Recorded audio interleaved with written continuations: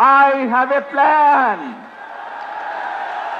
for the people of my country, for my country.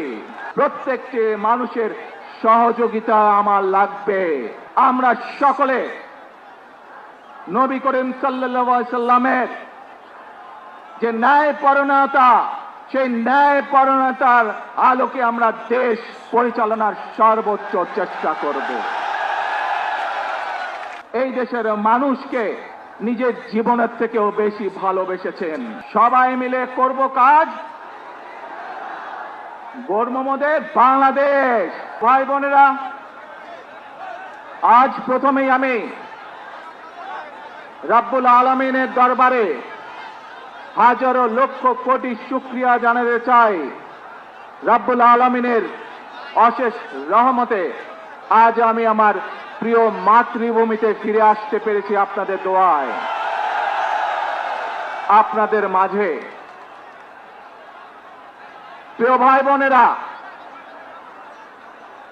আমাদের এই প্রিয় মাতৃভূমি 1971 সালে লাখো শহীদের রক্তের বিনিময়ে অর্জিত হয়েছিল।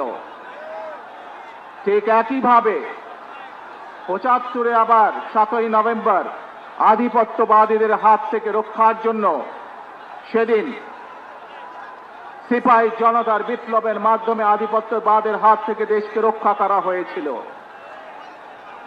একইভাবে পরবর্তীতে 90-এর স্বৈরাচারের বিরুদ্ধে এদেশের জনগণ, এদেশের খেটে খাওয়া মানুষ তাদের গণতান্ত্রিক অধিকারকে ছিনিয়ে এনেছিল। কিন্তু তারপরেও ষড়যন্ত্রকারীদের ষড়যন্ত্র থেমে থাকেনি।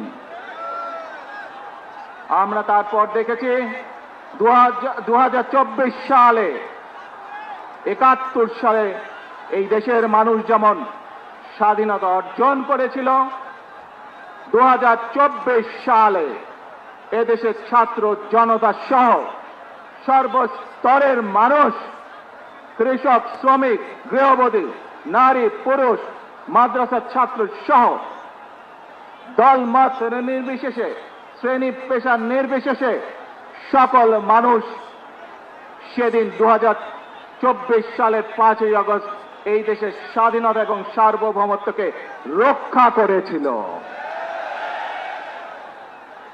প্রিয় ভাই বোনেরা, আজ বাংলাদেশের মানুষ কথা বলার অধিকার ফিরে পেতে চায়। তারা